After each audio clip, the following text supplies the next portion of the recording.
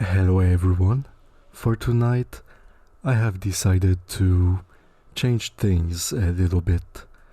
In my, let's say, quest to entertain you, I have decided to maybe try something a little different. So, I do enjoy like collecting some old books, and it's just because it tells a story from another time, and I'm just fascinated by that. So, I have decided to read one of the old books that I have. This one, among those that I have, is in English. Lucky you. And this one is from 1880. Ooh, it's over 100 years old.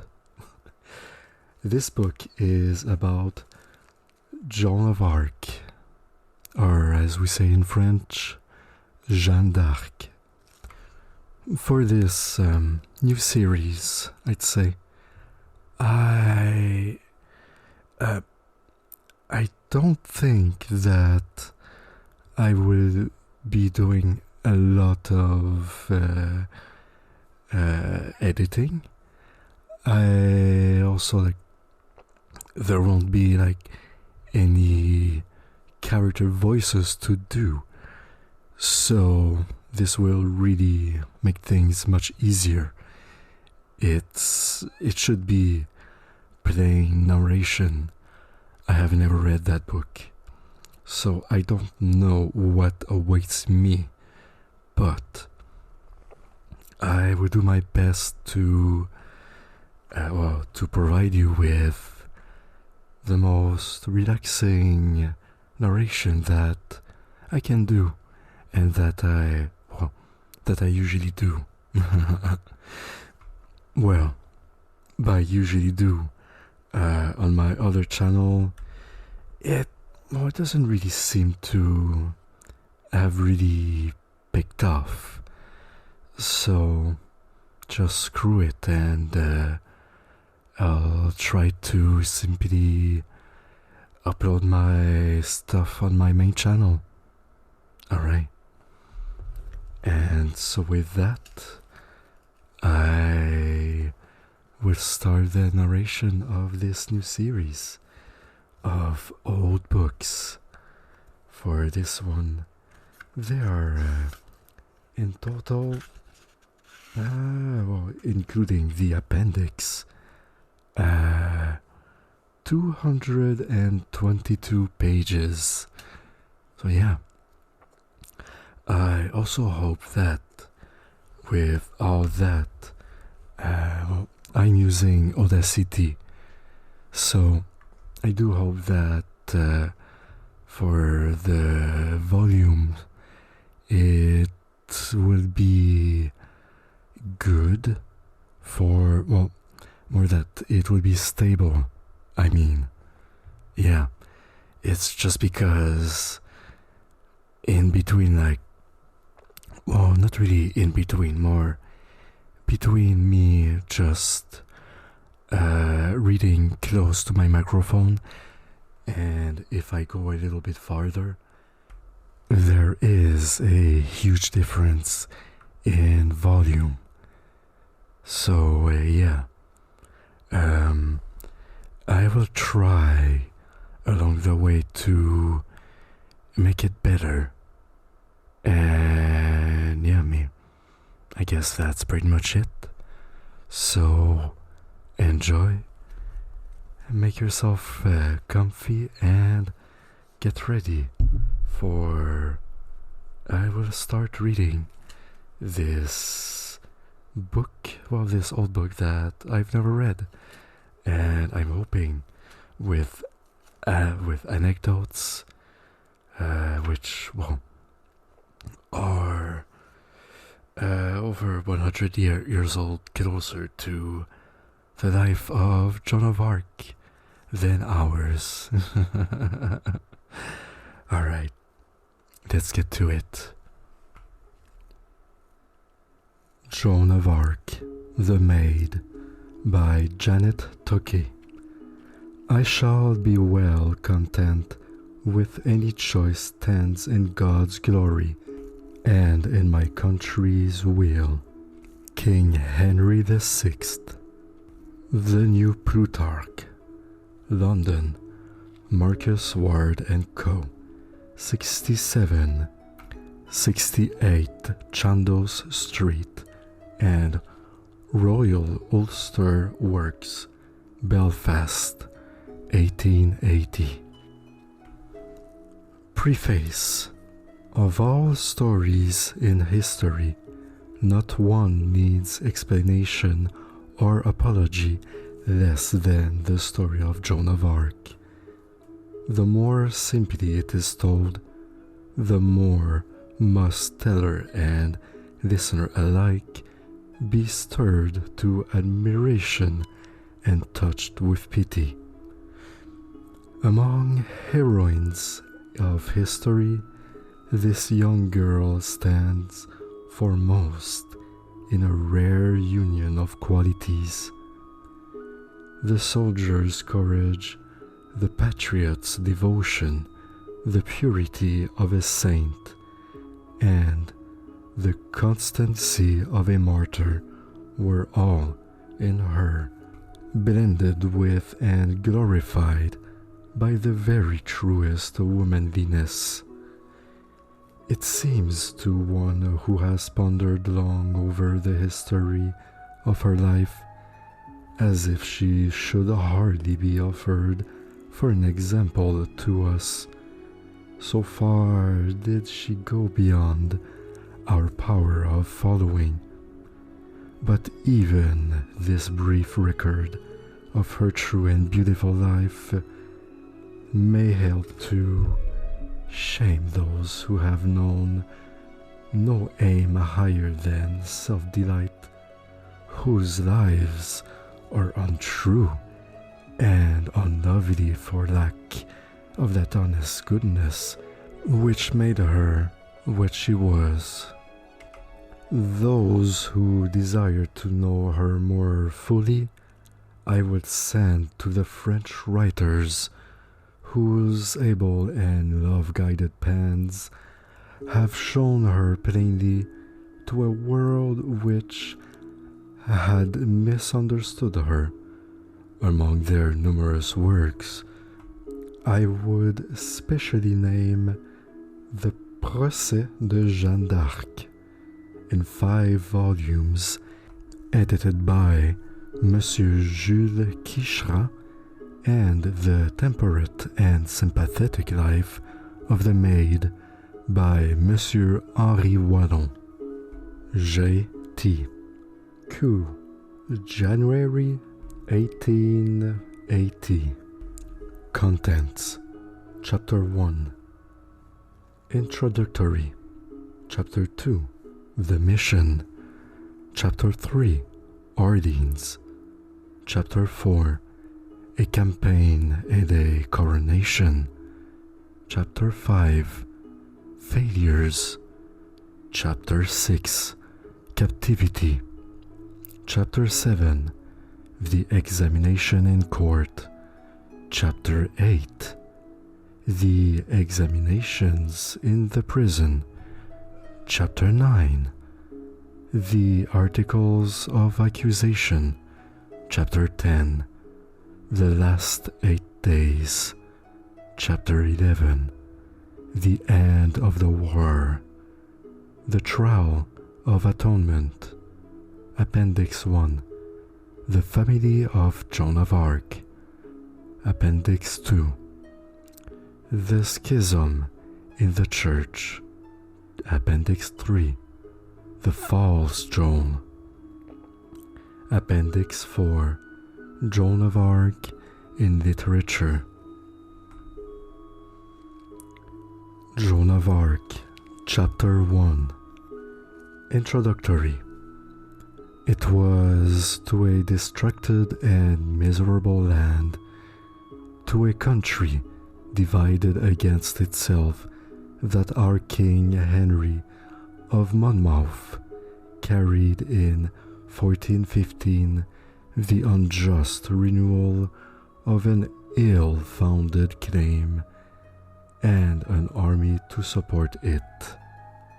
Charles V of France, whose wisdom had done more than arms to win back the provinces conquered by Edward the King and Edward the Prince during the first part of the 100 Years' War, had died in 1380, leaving two boys, Charles the Dauphin and Louis of Orléans. The long minority of the young king and the madness which afterwards overtook him gave the government into the hands of his uncles, who cared much for their own interests and little for those of their country. The wisest of them, Philip, Duke of Burgundy, died in 1404, and his son, John the Fearless, became the personal enemy and political opponent of Louis of Orléans, who, for some time, had been trying to get a share in the government. The rivalry between them ended in the murder of Louis by his cousin's orders. The murder managed to extort pardon and even a sort of approval from the mad king, his victim's brother. Paris took his part, and the university set one of his ablest doctors to preach in defense of his crime. On the other hand, all who hated him and were jealous of his power combined against him.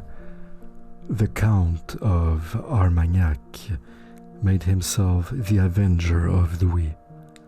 Having married his daughter to the King Charles of Orléans, he marched toward Paris with his lawless southern bands, whom the North French dreaded more than any foreign enemy.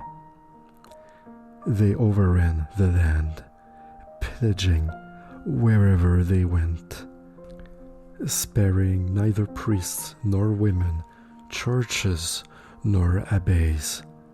When in a jocular mood, they would cut off the ears and nose of any peasant they chanced to meet, and bid him go show himself to his mad king. Paris became a prey alternately to the Burgundians and Armagnacs, who vied with each other in taxing and oppressing the citizens. For in this the two parties were alike. They both regarded the people as creatures made only to be spoiled and ill-treated, and forced by any means, no matter how cruel, to minister to the pleasure or greed of their masters for the time being. The struggle and the anarchy had lasted several years when Henry of England took advantage of them to revive the claim of Edward III on the French crown. A slighter pretext would have served the English. They longed for war. They were eager to renew the glories of Crécy and Poitiers. more eager perhaps to enrich themselves with the plunder of France. Harfleur was soon taken, and Agincourt was won. Then Henry went back to England for fresh troops, and during his absence, the rival parties, instead of uniting against him for their country's sake, grew more bitter in their selfish strife. The king's two elder sons having died within 1 year, Armagnac was accused of having poisoned them to make room for their brother Charles, a boy of 15, whom he could guide as he chose. The Queen Isabeau of Bavaria, whose licentious life and cruel neglect of her poor husband had long scandalized the Parisians, was banished to Tours by the Dauphin's orders, 1417. She never forgave this insult, but made friends with the Duke of Burgundy, and lost no opportunity of injuring her son and his party. Next year, the Burgundians got possession of Paris, and there was a general massacre of the Armagnacs, in which the Count perished. In the meanwhile, Henry had returned and was conquering Normandy. The Duke of Burgundy attempted to negotiate with him, but Henry's conditions were too hard, and the Duke, angry at his failure, was induced to become reconciled to the Dauphin. A true alliance between them would have saved France, but at their second interview, held on the bridge of Montreux, Joan was assassinated by the Dauphin's attendants. It is uncertain whether Charles had actually instigated the crime, but it is certain that he inflicted no punishment on the criminals. The people of Paris had causes enough for complaints against the Duke. The taxation he had burdened them with, the misgovernment he had allowed, the favor he had shown the English, but they had at least preferred him to the Armagnacs, of whom Charles was now the head. Paris rejected Charles, scornfully calling him the soi-disant Dauphin, which means the supposed Dauphin, thus casting on his legitimacy a doubt which Isabeau's conduct had too well warranted. The new Duke of Burgundy, Philip the Good, saw in the English his father's avengers, and acknowledged Henry's right to the throne. By the Treaty of Troyes, 1420, the King of England was appointed Regent of France for the lifetime of Charles VI. The succession was assured to him and his heirs, and the Princess Catherine was given him in marriage. Of the mad king, a pitiful puppet in any hands, signed the treaty, which Isabeau had furthered with all her might, caring nothing that it disinherited her son and more than hinted at her own dishonor. In the following year, it was confirmed by the States General convened at Paris. In the midst of his triumph, the King of England died at Vincennes, 1422. He had just taken Meaux, and it was during the siege that news came to him of his son's birth at Windsor. "Henry of Monmouth," he said with prophetic sadness, "will have conquered much in a short reign. Henry of Windsor will reign long and lose all." The King of France outlived him only a few weeks.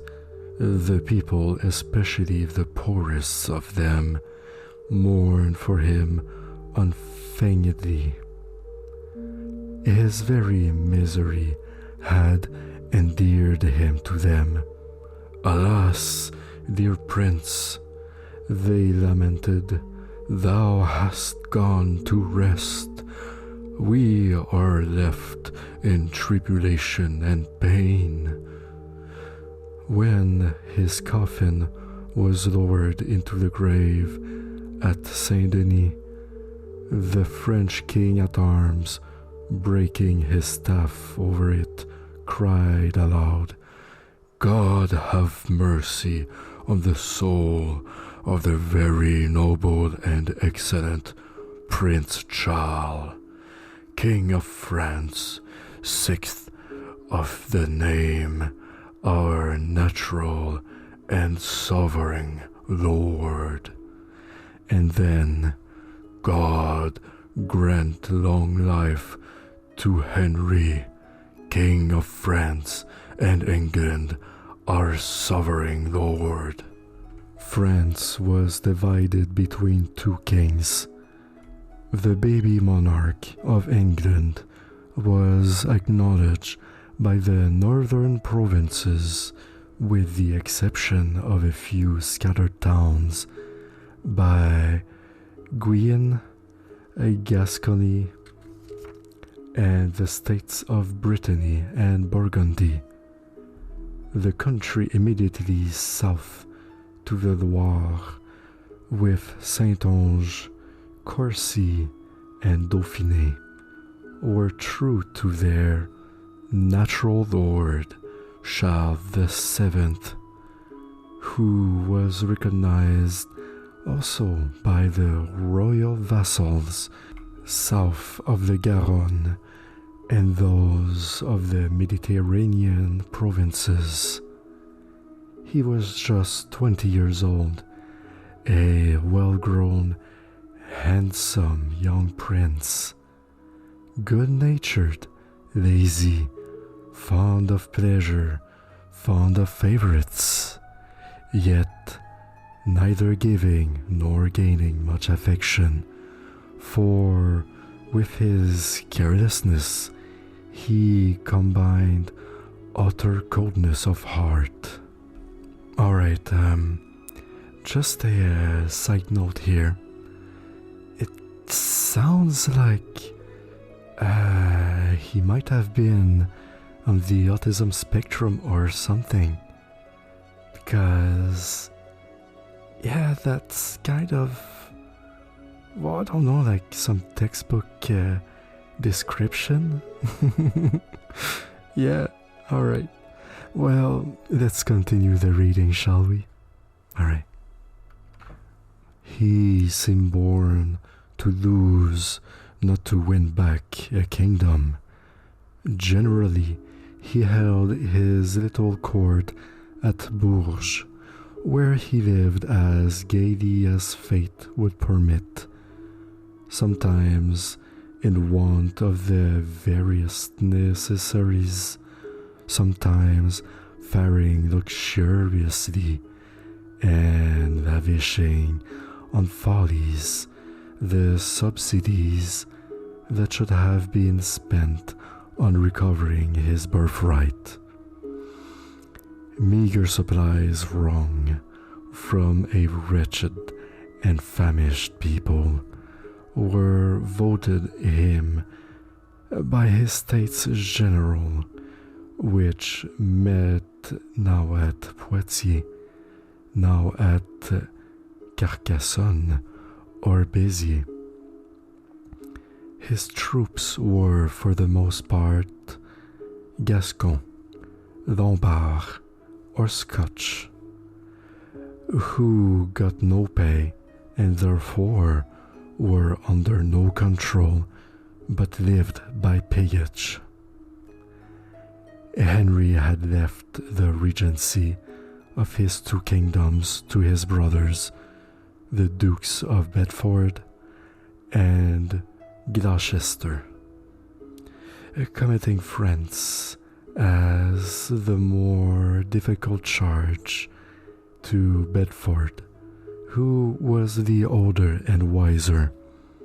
Bedford's first care was to strengthen his alliance with the Duke of Burgundy, without whose help he could not hope to keep any mastery in France. He married in 1423 Philip's younger sister, the elder being at the same time given to Arthur of Richmond, a brother of the Duke of Brittany. Before attempting to drive Charles out of central France, Bedford resolved to take those places north of the Loire, which gave shelter to his partisans. The French party lost one town after another, and in 1424 suffered a great defeat at Verneuil, where the Scotch troops of Charles were nearly all killed. The English gave no quarter to those born enemies of theirs. The South French, who were jealous of them, gave them no support. It was even said that their destruction half consoled the Armagnac captains for the loss of the battle. But the Duke of Gloucester's folly came near thwarting all Bedford's plans. Philip of Burgundy had married his cousin, the Duke of Brabant, a weak and sickly youth, to Jacqueline, Countess in her own right of Holland and Hainault, hoping that the union would prove childless and that he himself might inherit the estates of both wife and husband. Jacqueline, a beautiful and self-willed woman, soon grew tired of her uncongenital lord. She fled to England, and having persuaded the anti-pope Benedict to grant her a divorce, offered herself to Gloucester, who married her and went with her to take possession of her inheritance. A tedious war followed, in which the Duke of Burgundy took his cousin's part, but Pope Martin V annulled Jacqueline's self-arranged marriage, and Gloucester, after some blustering, returned home, leaving the lady to continue the struggle on her own account. The coolness between England and Burgundy gave new hope to the national party, of which Yolande of Anjou, the king's mother-in-law, was the truest and warmest adherent. She did much to wean Charles from the Armagnacs, and persuaded him to make friends with Richmond, and give him the office of constable. Richmond, a rough Breton and no courtier, had the Armagnacs banished from the king's person and put to death two of the favorites who had dared to oppose him. In their stead, he gave the king a favorite of his own choosing, Georges de la Trémouille, who was no sooner installed at court than turned against his late patron and prevailed on Charles to banish him. Thus was thrown away a chance of reconciliation with Burgundy. The Duke of Brittany, who for a while had acknowledged Charles, now did homage to Henry. 1428. The Duke of Burgundy returned to his alliance with England. The cause of Charles seemed lost, and lost mainly by his own negligence and folly.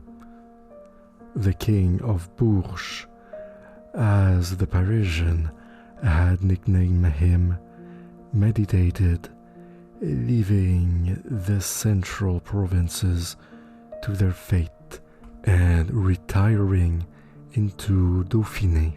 He had no thought of going forward to meet his enemies, and the time had come for them to carry the war southward and conquer France beyond the Loire.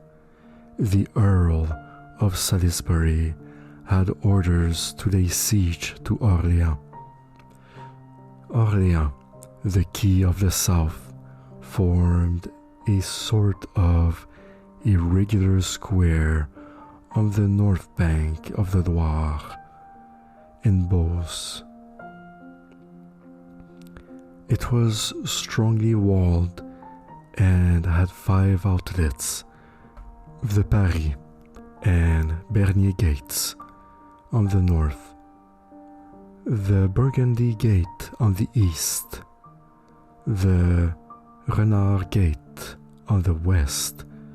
The 5th gate opened upon a bridge of 17 arches, some of which rested on an island which had since disappeared. Over this island was a fort called the Bastille Saint-Antoine, and at its southern abutment, the bridge was guarded by another fort called the Tourelle and a strong boulevard. The Borghese bestowed much care on their fortifications and devoted 2/3 of the municipal revenue to keeping them up. Orléans was not all comprised within its walls. Beyond them stretched suburbs, the most beautiful in France, which the citizens now burn down, that they should not shelter the enemy. The people prepared for their defense with great devotion and lightness of heart. They had repulsed Henry V in 1421, and the recollection was an encouraging one. Everybody, monks, students, women even, worked at the fortifications. The city was well off for provisions and war stores. Other towns sent in large contributions, for all France knew that the fall of Orléans would probably mean the loss of the whole kingdom. It was an ancient privilege of the place to be defended only by its own citizens, but now they gladly welcomed all who came to help them. Raoul de Gaucourt, who had bravely defended Harfleur, was their governor. Their duke, who had been made prisoner in Agincourt, was represented by his illegitimate brother Joan, Count of Dunois. La Hire, Saint-Traille, and many other captains came with their troops to reinforce the garrison.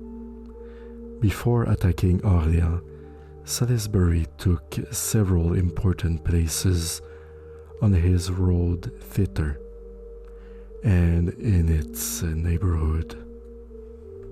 It was not until he had secured Meurne and Beaugency, Châteauneuf, and Jargeau that he crossed the Loire, took Olivet, and Jargeau that he crossed the Loire, took Olivet, a little south of Orléans, and established himself in the Augustin convent just beyond the Tourelle.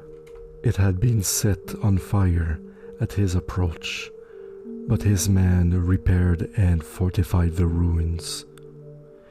He intended first to get possession of the bridge and so to cut off the besieged from the southern provinces, then to take the city by storm. On October 21st, he attacked the Tourelle and in 2 days forced their defenders to retire to the Bastille Saint-Antoine, for the better protection of which had been built a wooden fort called the Boulevard de la Belle-Croix. Between this new bulwark and the Bastille, the besieged now broke away one arch of the bridge, laying a movable bridge over the gap. On the 24th, Salisbury entered the Tourelle and destroyed the 2 arches of the bridge nearest to them. That evening, he was viewing Orléans from a loophole of the fort when a splinter from a cannon stone fired at a venture, so the story goes, by a child within the city struck him in the forehead. In 3 days he died, and most of his army retired to await reinforcements and a new general. The Tourelle and the Augustin were left in charge of Sir William Glasdale. It was not until the end of December that 2,500 English, led by the Earl of Suffolk, who had been appointed in Salisbury's place, Scales, Talbot, and other famous commanders, appeared on the west of Orléans and took possession of the ruined church of St. Lawrence close to the river. On the opposite shore, they built the boulevard of Saint-Privé, and on the island of Charlemagne, between the two, another boulevard. Suffolk then recrossed the stream and built a boulevard at the Croix Boisée, opposite the Renard Gate. His plan was to surround the city with forts so as to cut off supplies and starve it into submission. Early in February 1429, the besieged learned that Falstaff was coming from Paris with a great train of provisions, which the Count Clermont and other partisans of Charles had determined to intercept. Accordingly, 1,500 men, led by the best knights of Orléans, went out to aid in the enterprise. Near Rouvray, they saw Clermont's troops in the distance and came upon Falstaff's wagons, which were protected by about 1,700 men-at-arms.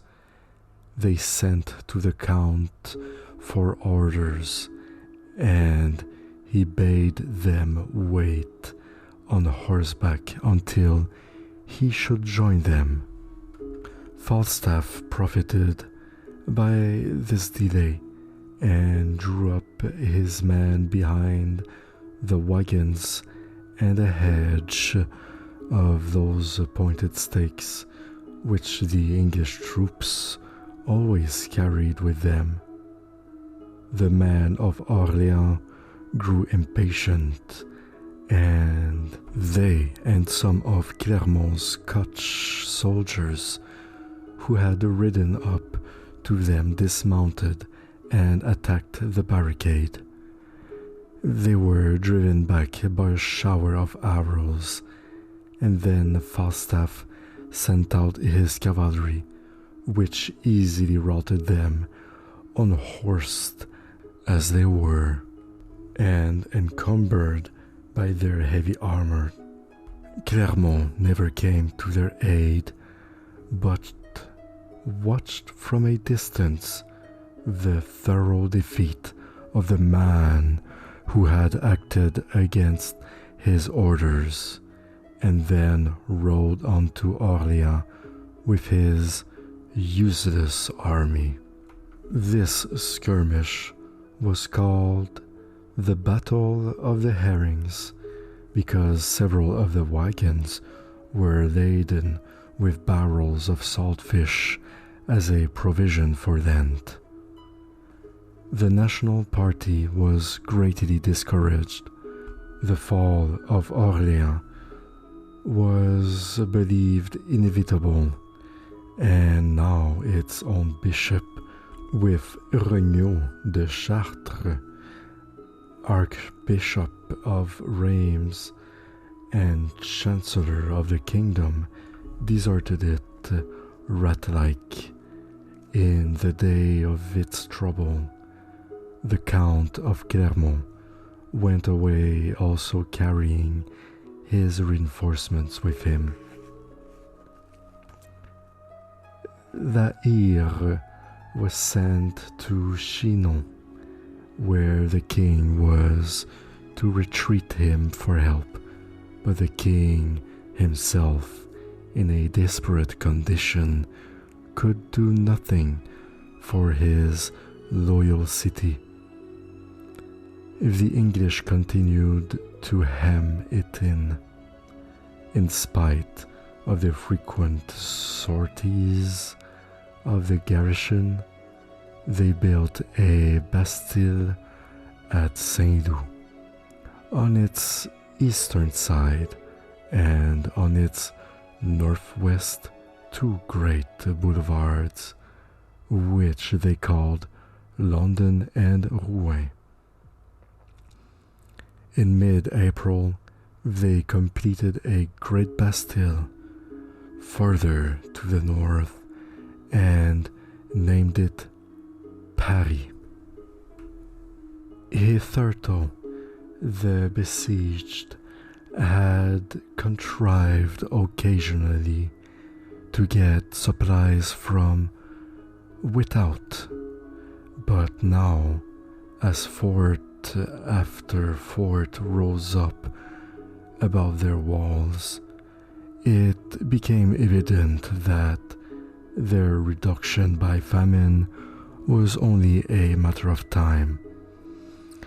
In their distress, they had sent deputies to Philip of Burgundy, begging him, as the near relation of their duke, to protect his domain from the English.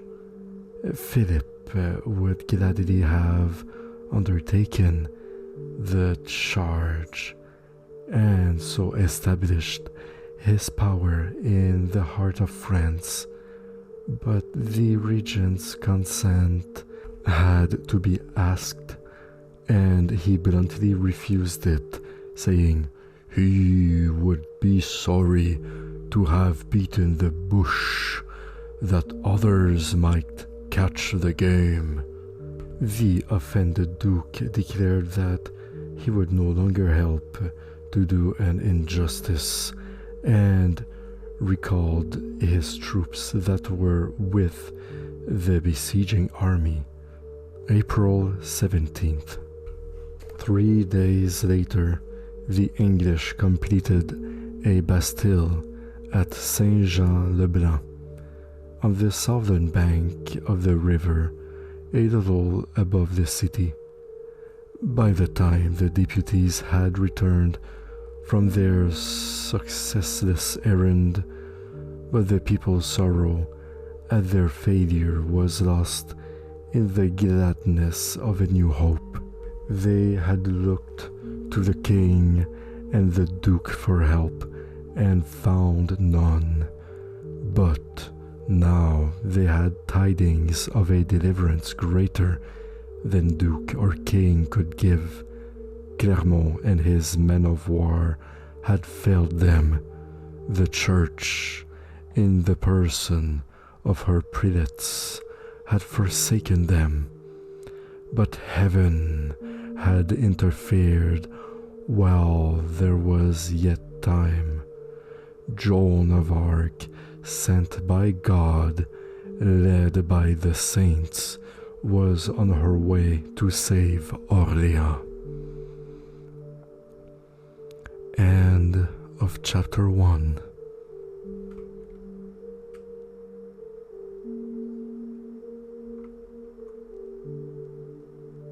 Well, I hope that you enjoyed this reading.